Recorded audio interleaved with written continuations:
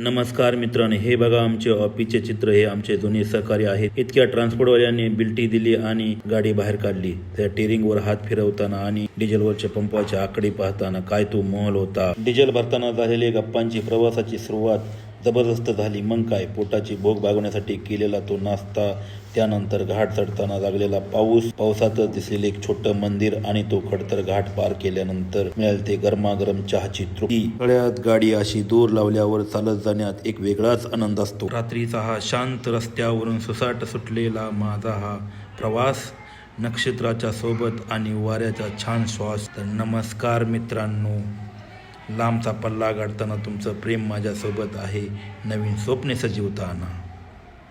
मित्रांनो, तुम्हाला कसा हा माझा शेर वाटला नक्कीच सांगा. आता सकाळ झाली, सूर्य हळूहळू येतोय आणि हा रस्ता तुम्हाला घेऊन जातोय एका नव्या प्रवासाला. शेवटी मी येऊन पोचलोय आमच्या बहिणीच्या घरी. ही आहे त्यांची मुक्ता आणि ही त्यांची आहे बघा राधा. अशी मस्त किती गोड दिसतात गुरे बघा. नंतर आपल्या डॉगेश बहीणची भेट झाली, त्यांच्यासोबत हात मिळवला. भलेही त्यांचे पराक्रम मोठे असले आणि बऱ्याच जणांनी चावा घेतला असला तरी आम्ही ह्यांना लांबूनच बोललो. परत आम्ही गौ मातेचे दर्शन घेतले. असे काही वाटले की सर्व काही आशीर्वादच मिळाला, असे मस्तपैकी बरं वाटले. आणि मग दाजीसोबत गाडीवर मागे बसून मी निघालो आमच्या लाडक्या बच्चीला भेटायला. अकॅडमीला पोचलो तेव्हा तिचा आनंद गगनात मावत नव्हता. ती धावत येऊन भेट अकॅडमीमधले तिने आम्हाला किती कष्ट असतं, काय असतं ते सर्व सांगायला सुरुवात केली तिने. पण तिथून पुढे आम्ही सांगोलमध्ये निघालो.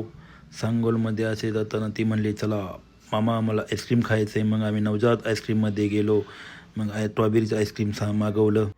बच्चीने मला पहिला घास खायला सांगितला तेव्हा चव मनाला खूप भावली. सगळ्यांनी त्या चवदार आईस्क्रीमवर ताव मारला आणि आमचा पुढचा प्रवास सुरू झाला. मित्रांनो, तुम्हाला कसा वाटला हा आमचा ब्लॉग? राधे राधे.